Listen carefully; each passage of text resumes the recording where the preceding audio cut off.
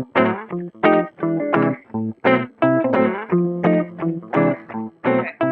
afternoon and welcome to the 5th episode of Coffee and Counsel.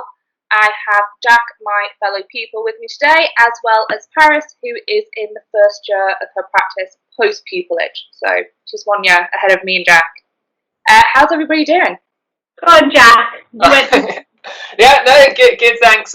Work seems to be picking up a little bit. As you know, Shada, it's been fairly haphazard for pupils over the last couple of months. Really not the kind of the start we expected to pupillage, certainly, and not the level of work we expected. But I say I've had 2 cases this week, both private family directions hearings, and it seems like work's going in a positive direction, so that's really good. So was your first cases this week, or I think you had a couple of weeks? No, I think I've had 5 or 6 now. The first one was just within, I think, the first week of lockdown. So I've done a mix of private family directions hearings and also a couple of civil hearings as well. How did you find your first case? Was there any tech issues? I know my first case, my microphone wouldn't work. So, no, everything's been all right, actually. Thankfully, I've only been doing telephone hearings, so I think the tech for that is relatively well established. But it was a bit unusual. I hadn't really thought about taking calls on my mobile. There were issues on my second hearing with signal. I don't know whether it was at my end or whether it was at the judge's end. So that was a bit awkward. I was walking around the house trying to get a better signal, and just you're not really in the calm or in the right place and that sort of thing. So that was interesting, but we managed to get through it. And yeah, it's again, you don't really, not very good at taking notes when you've got a phone balanced against your ear. But I didn't want to have it on speaker in case it got too much feedback from it. So they've been the tech issues I've faced so far. But by and large, it's been all right. With the right preparation, speaking to the clients well in advance beforehand, and just getting as thorough instructions as you can, we've been able to get through it quite successfully. It's going as well as it could be, I think. I'm lucky because I've had a year of practice already. I have had some work. The majority of the work has just been cases that were already in my diary. So the stuff that was already there and things that the stuff that was already there, I've had, final hearings that have ended up being directions hearings, and have stayed in. And then other hearings that I've dealt with previously have come back into my diary because they've had to be reconsidered in light of everything that's happened. Yeah. So I think I'm lucky in some senses that I've had a little bit more time, so that I've clocked up those few cases that are sort of my cases. Yes, and it's been okay. There are some positives and some negatives, but clear positive being that I can sit in my comfy bottoms and hoodie if I want to, whilst having a cup of tea. Negative being you don't get to meet the client face to face, and so in that way I think it's a little bit more difficult. Obviously communication is just more difficult sometimes over the telephone. I don't think anybody would argue with that. So, no, exactly. Particularly, certainly the case that I've done in private family, where you've got kind of domestic abuse allegations floating around. It's very much the sort of thing where you want to be there physically with the client, isn't it? yeah. And it's difficult to build that rapport and closeness over telephone than say you were in a conference room at court. Mm-hmm. Yeah. My first case, because I do crime only, was a breach of bail. So I was only able to speak to the client over the telephone while he was at the prison station, and we didn't have a lot of time, and actually it was quite interesting because you're trying to build trust with this client because you're representing them and their liberties at stake, and you haven't met them, they don't know your face, they just know your voice, and you're trying to get them to trust you and open up and explain really what their current circumstances in a short amount of time without seeing them. And then you go into the hearing, and I mean, in crime, we sometimes you can see the defendant, sometimes you can't, and in my case, the defendant couldn't see me. So you've got this person speaking on your behalf that you've never met and haven't really had much time to build trust with. So that was quite an interesting experience to me, added on the additional layer and stress of like some technology issues, which I thought I was prepared for, but apparently having one set of headphones next to me just wasn't enough, because they decided not to work, so it added on an additional layer that I wasn't expecting. So what happened with the technology? Was it your microphone that wasn't working, the headphones? The microphone. So I'd logged in. Initially, everything was working fine. I was able to speak to my opponent. When the judge came on the bench, the judge wasn't able to hear me. So I got my other headphones, which for some reason wouldn't turn on because they were wireless. So the judge began hearing the case as I'm frantically looking around my office trying to find another set of headphones, and thankfully the judge allowed me to be excused for a moment while I ran into the living room and put another headset on. And yeah, it's not something you want to have to be dealing with, is it? Tech issues mid hearing, especially on your first one. No. I do think it levels the playing field somewhat, though, because I think a lot of people who are so confident going into court, so some of the people I've been against, who normally they've got 30, 40 years on me of experience doing this, but I have maybe 20 years on them using computer technology.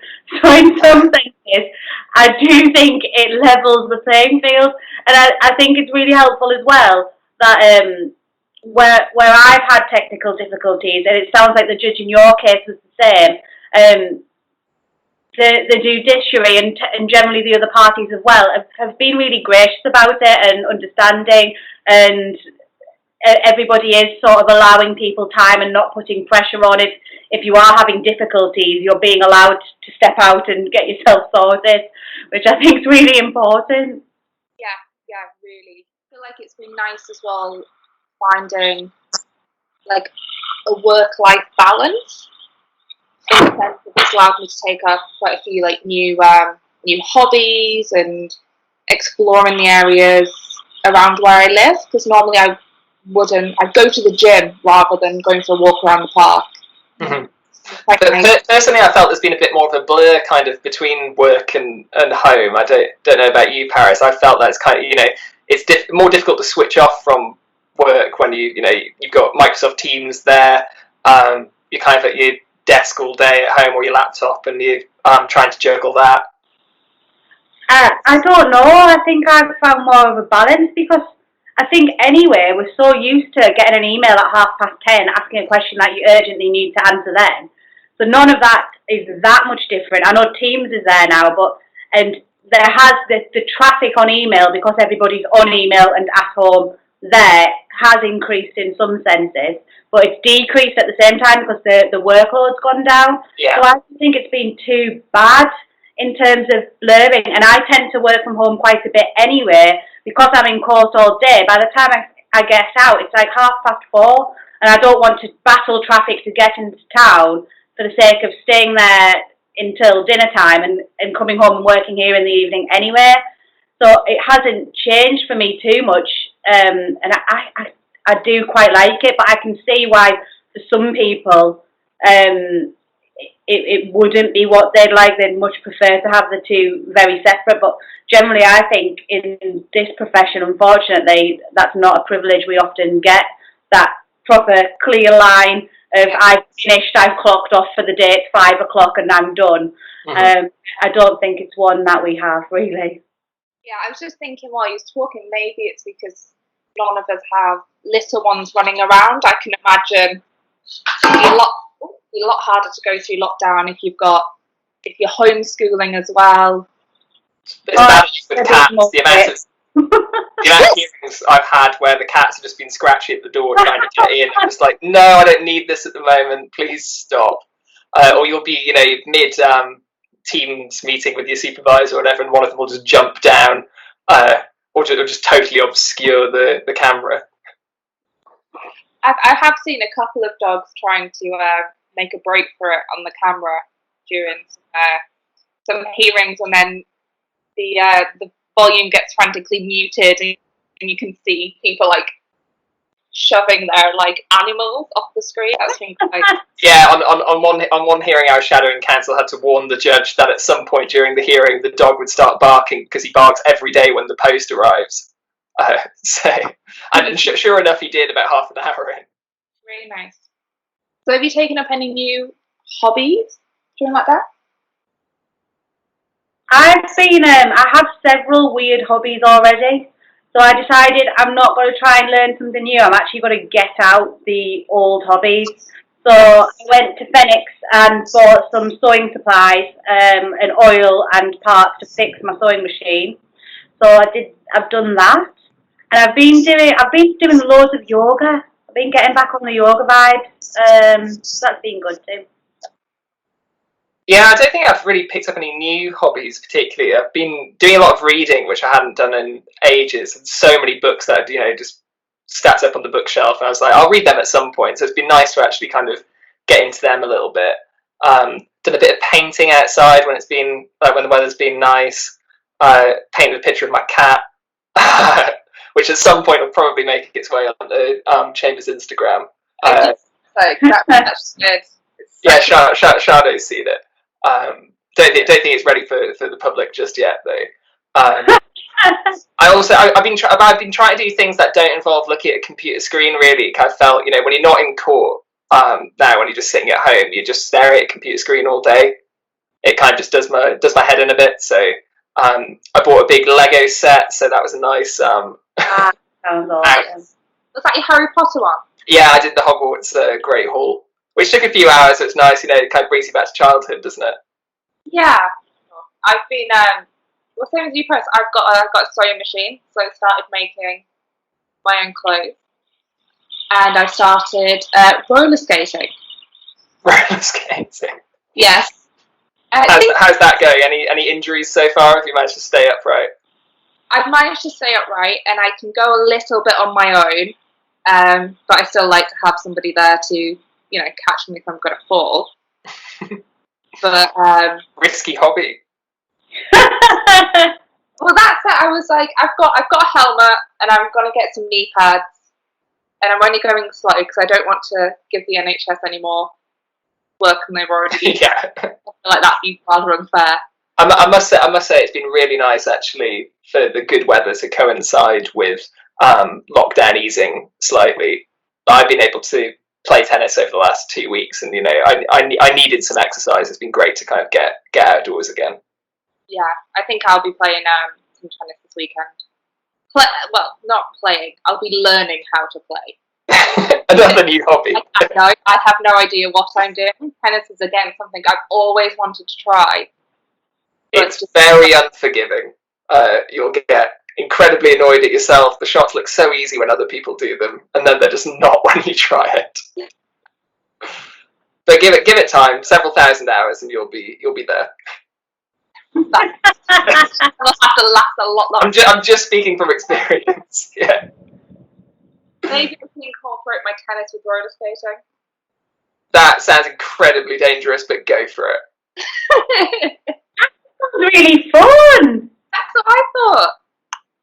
It's a game about changing direction, though, so it's going to be really difficult to stop yourself, right? You'd be great for the first shot, but then you just carry on rolling out of court, wouldn't you? We'll see. I'll report back. Well, let me know how it goes, and please film whatever roller skating tennis you do try. Take them with me on Saturday and send you a clip. Lastly, maybe a top tip for lockdown. Can be anything. Well, I think the thing that's been a revelation for me has just been Adobe Acrobat Pro. Not to plug it too much, but that's been an absolute lifesaver when you've been dealing with virtual hearing bundles and that sort of thing. I found it really helpful just to be able to edit files fully in advance of the hearing and kind of get them organised how you want. I hadn't used that before lockdown, so I would definitely recommend it. My top tip's probably going to be cycle everywhere. It's more fun. I like that. Yeah. I think mine is reconnect with old friends. I know I've been Skyping my friends all over the place, and it'd be nice to actually have the time to catch up. Definitely. Anyway, coffee cups? I've got, I don't know how closely you can see that. That's strawberries, cream, and an umbrella from when I went to Wimbledon one year, and it was completely washed out. So I thought, and it says in the inside, rain stops play. So I thought that was appropriate. Mine is, can you see it? It's just an Aries coffee cup. My auntie got me it for my birthday. I like that. And I've just got a boring, big old style mug to fit as much. Anyway, thanks, guys. No problem, Shada. Thanks for having us on.